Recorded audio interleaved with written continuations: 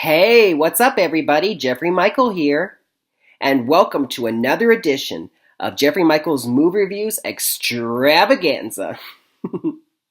I'm so excited. I'm getting ever so closer to start filming my new Ellen fan video. Yes, that's right. Later this week is when I start, and I can't wait to get started filming it so I can put it together, and finally you all get a chance to see it, hopefully.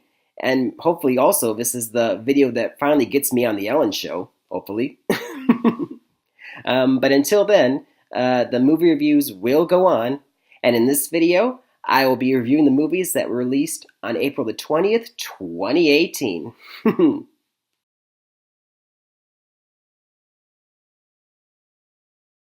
The first movie that I will review is Super Troopers 2, rated R. It stars the comedy team Broken Lizard, Brian Cox, and Rob Lowe, and was directed by Jay Chandrasekhar. He's one of the members of Broken Lizard, and he also directed such films as the first Super Troopers, Dukes of Hazzard, and Beer Fest. Now, Super Troopers 2 is the sequel to the 2001 film Super Troopers. Unfortunately, ladies and germs, I never got a chance to see the original Super Troopers, but I know the gist pretty much. It was about five guys who are best buddies, and they're also state troopers in the state of Vermont. And they got into a lot of crazy antics, mostly drug and paraphernalia related. And between the first and the second film, they got fired from their jobs as state troopers. So the sequel picks up. The five guys, their names are Farva, Rabbit, Foster, Thorny, and Mac. And they're all gone their separate ways. And their old captain, played by Brian Cox, comes back in the picture. He takes them to see the governor of Vermont. And she explains that there's some land dispute between the border of U.S. and Canada, and there's actually some land that belonged to Canada that now belongs to the U.S. And so now they're stationed to be troopers, take over for the Canadian Mounted Police in that area, and become the troopers there. And she explains that if you do a good job, you could get rehired in your jobs permanently, and so they're all eager to get back into the workforce. And, more crazy antics ensue. And at one point, you have Rob Lowe showing up as the mayor of a Canadian town on the border, with trying his best to do a Canadian accent there. And they also come across some drugs in the woods, an undercover drug ring that's going on. And so as that's pretty much the basic of the plot, trying to figure out who's behind this, United States or the Canadians. And let me just say, to start off this review, if I could describe it in one word, I think I would pick silly. I mean, it is a silly film. And stupid, that's good. Silly and stupid, that's two words there I would use. But that's okay, though, because even silly, stupid films can be really funny. As long as it's funny, you can still be good. And I thought, for the most part, this movie landed pretty good. I mean, there's lots of jokes that, if you've seen the first film, you're probably used to by now. A lot of drug-related jokes and a lot of Canadian jokes, lots of those. I mean, a lot of stereotypical Canadian jokes. They're very into hockey and Tim Hortons there. Did you know that? And overall, I mean, it's what you come to expect from this kind of, stoner comedy. I mean, that's another thing. This movie was purposely released on April to the 20th because, 420, that's the magic number for all the stoners across the world. I don't know why, but the 420 is the day when, people tend to get high a lot. And this is one of those movies that would probably be even more entertaining when you're high. So I'm pretty sure that was the intent all along. And I don't tend to like to get high. I've never gotten high, so I mean, but I still had a good time though watching it. It was nice, passable entertainment, R-rated style, and overall, I think my grade I would give it a B minus. Sure, why not? I mean, it's not bad at all, and it's not the best comedy I've ever seen, but it's still a nice way to spend 90 minutes of your time. Would I recommend that you get high before you see this? If you want to, but you don't have to. But it'll probably make the experience much more enlightening and funny than it probably was. But it's still a good time to be had, so go and see it if you want to. I recommend.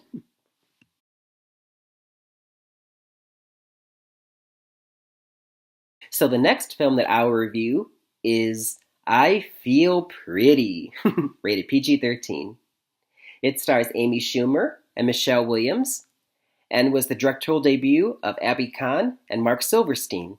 They were the screenwriters behind such films as Valentine's Day and How to Be Single.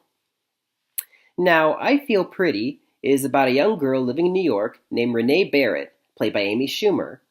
She's got low self-esteem, she feels like she doesn't have a good body or a pretty face, And she's in New York, constantly surrounded by girls with nice bodies and a pretty face. And she's got two friends who also she feels are inadequate, in appearance as well. And she has a dead end job. She works in the basement, working. She runs the website for a cosmetics giant called Lily Leclerc, and she wants to be the receptionist for the company on the first floor, but she doesn't bother applying for the job because they're looking for the beautiful face of Lily Leclerc. That's the first face when you walk in, and they want it to be. And so one day, inspired by the movie Big, of course. Why not? Everyone loves Big. She takes a coin and throws in the fountain and wishes to be beautiful. Nothing happens. So she's been taking cycling classes, and one day during one of her cycle classes, she falls off her bike and smacks her head really hard. And she wakes up in the locker room. A woman's help. Are you okay? One of the people who works there. And she sees in the mirror, like, wait, who's that girl right there? Is that me? I'm beautiful. And she's exactly the same. She hasn't changed at all. But she sees a beautiful woman with a pretty face and a gorgeous body, and she's grabbing her gut and pulling her cheeks. And then she's like, "Is that me? I mean, do I look beautiful?" And the woman has no idea what to think of all this. She's like, yeah, sure, you look great." Playing along. Yeah, she's all happy and excited, and she has a brand new burst of confidence. And she goes to her friends like, "Guys, it's me, Renee. Don't you recognize me?" Yeah, why wouldn't we? You guys, I mean, you probably don't know me. I mean, it's my face has changed and everything. Okay. And that goes on throughout the whole movie. And with her newfound confidence, she's, taking life by the bull by its horns. She meets a new guy in the dry cleaners. "Oh, you're checking me out, aren't you?" I don't, you want my number? I'll give it to you handsomely. Okay. And she applies for that receptionist job, and she goes in with all this confidence in the world, and she lands it. And she's living the life she's always wanted, and she does everything that she never could dream of doing before, including like entering a bikini body contest at a bar. Hilarity ensues. And overall, I thought this was the kind of movie that, first of all, let me just say, I love Amy Schumer. I know some people say she's not funny at all, or she's annoying, but I love her. And although this movie had a great message overall that, self-confidence is, the key to feeling beautiful, I thought that it just needed to be more entertaining and funny. I mean, it had its moments, not those moments I mentioned. I just feel like few and far in between. So most of the movie, it was like, okay, that wasn't as funny as it could have been, or I love her acting, but I just wasn't as entertaining. Kind of lagged a bit, here and there. But it had a great message overall. I thought that was it tried so hard to drive home the point that for all you young girls and even boys, that physical appearance is one thing, but finding that inner confidence and just loving yourself no matter what your body looks like. I mean, just go with that and you'll get ahead in life. And that's actually a good thing to take home. But at the end of the day, it's a comedy. It could have been better. Overall, I would give this movie a C. I mean, it's a nice average movie that you probably watch for free on a rainy Sunday afternoon. But would I recommend that you go to see it, pay to see it? Probably not. Just wait for it to be free at home, to watch it, because I love Amy Schumer, and I hope she gets a great project, because I loved her in Trainwreck, but, this wasn't her best movie, so, if you want to go and see it, go ahead, but I don't recommend this one. Sorry, guys, and hope she does better in the future, Amy. Good luck, girl.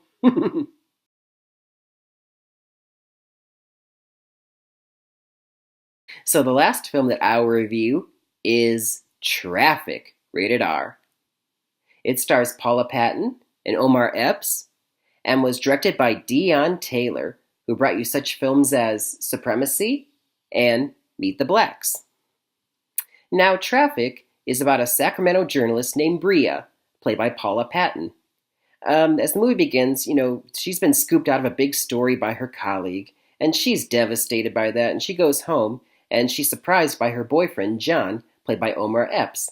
He's built for her a classic car, and he surprises her with a weekend getaway up in the mountains at a secluded mansion of one of his best friends. And she's elated. She can't wait to get away and get some time away from the devastating news. And John is secretly planning to propose to her once they're there. So, oh, how nice. And so they take off, and about halfway to their destination, they stop at a rest stop or a gas station up in the mountains. And they're harassed by a gang of bikers there, giving us hey, what's your problem, man? Nothing at all. And they also have with them a woman who's, torn clothing. She's dirty. She's got bruises on her body. And so Bria goes to the bathroom, and the woman follows her in there, and she gives her a cryptic message. And she's like, "What?" And then the man comes, "Hey, come on!" They bring the woman back out, and they leave. And they're wondering, what was that about? And so Bria and John eventually make their way up to the mansion, and they're enjoying themselves. He's all ready to get the ring ready to propose to her. And then there's a mysterious phone call ring. She's like, "That's not my phone. Is that your phone?" And she goes back to her bag and she finds a phone. Who put this there? And they think, was it that woman in that bathroom at the rest stop? And so she goes to the phone and she finds is horrified to see endless pictures of women in their underwear, and they're dirty and bruises all over. And you realize, like, oh my God, this is a sex trafficking ring. And you wonder, who's involved here? And it isn't long before their house is terrorized. Those bikers came looking for them, and they're throwing stuff at their. They're saying, "Hey, come on out! We want that phone." And they realize, "Oh my God! Now that we know about this, they're not going to let us leave alive. So, can they get out of there alive? You have to see to find out."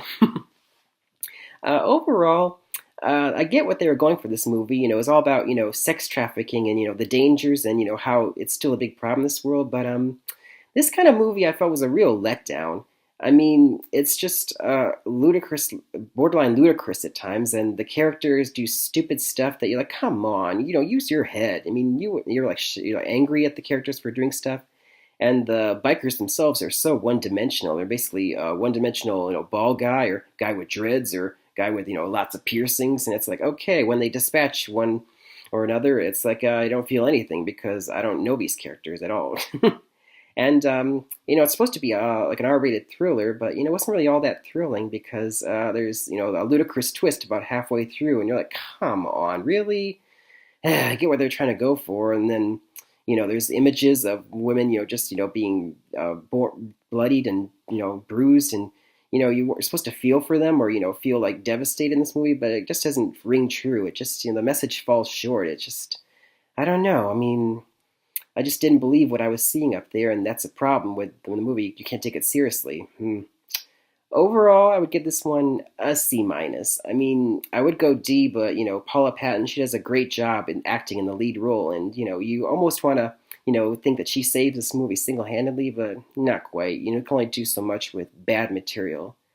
Would I recommend you guys see this? No, probably not.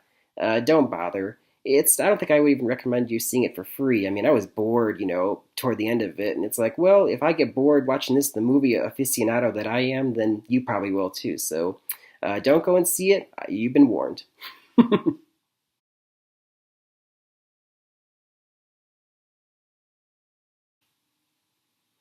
I'm supposed to be doing the recap right now, but God, I'm so stoned. Just kidding. Recap. Super Troopers 2, B minus. Silly, stupid comedy from Broken Lizard that's probably more enjoyable high than not. But I still recommend it though, go and see it if you want to. I Feel Pretty, C. An okay comedy starring Amy Schumer that tells a great message about self-esteem but falls short entertainment-wise. I would say see it for free. And finally, Traffik, C minus. A ludicrous thriller that tries to tell a message about sex trafficking, but ends up falling short of, entertainment, of the message, of just about everything. Don't bother with it at all. And that'll do it for another edition of Jeffrey Michael's Movie Reviews Extravaganza. Until next time, happy movie watching, everybody, and have fun at the movies, no, and have fun.